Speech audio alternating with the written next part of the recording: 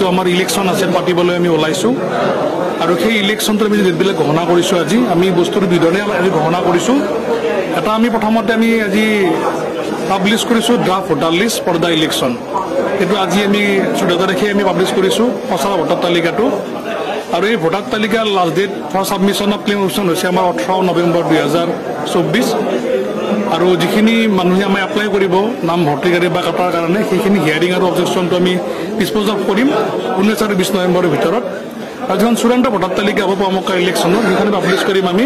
22 নৱেম্বৰ 2024 আমি তাৰ সমান্তৰালকৈ আজি ইলেকশ্যনটো ঘোষণা কৰিছো তো আমাৰ সময় নতনি আছে আমি ইলেকশ্যনটো আজি তো আমাৰ অধিসূচনা বুলি কোৱা হেতু আজি আমি জাৰি কৰিছো 14 নৱেম্বৰ 2024 আৰু যেটো আমাৰ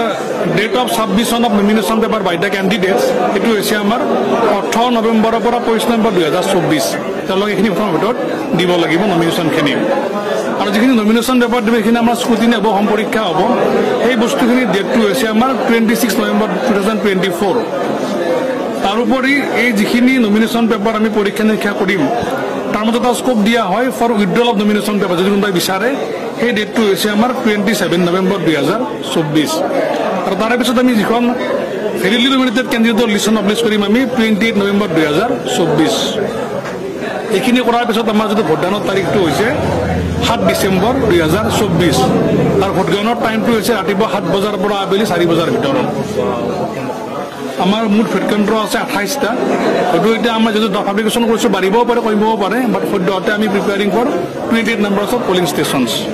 আৰু কাউন্টিংৰ ডেটটো হৈছে আমাৰ 9 ডিসেম্বৰ 2024 ৰাতিপুৱা 8 বজাৰ পৰা ইয়াতে হ'ব হাজাৰ হাজাৰ বিষয়া তাৰোপৰি আপোনালোক ক'বলৈ গৈছো আমাৰ যেটো ইলেকশ্যন হ'বলৈ গৈ টোটেল পোষ্ট হ'ব আমাৰ 11টা পোষ্টত হ'ব তাৰে 10টা হৈছে আপোনাৰ মেম্বাৰ পোষ্ট আৰু এটা হৈছে খাদিম পোষ্ট ইনিশিয়ালি এই ইয়াত মেম্বাৰৰ সংখ্যা 13টা আচলতে কিন্তু এই 13টা পোষ্টৰ 3টা পোষ্টত কোৰ্টকে চলি আছে ফকিত তলাৰ মানে ৰাইজৰ ক্ষেত্ৰত তো আমি ইলেকশ্যন মাতিব নোৱাৰো কিন্তু তাৰে যিখিনি ভোটাৰ আছে ফকিত তলাৰ ৰাইজৰ তেওঁলোকে কিন্তু ভোটদান কৰিব পাৰিব খাদিম পোষ্টৰ কাৰণে আকৌ বাকি যিখিনি আমাৰ 5 মাইল এৰিয়াৰ আপোনাৰ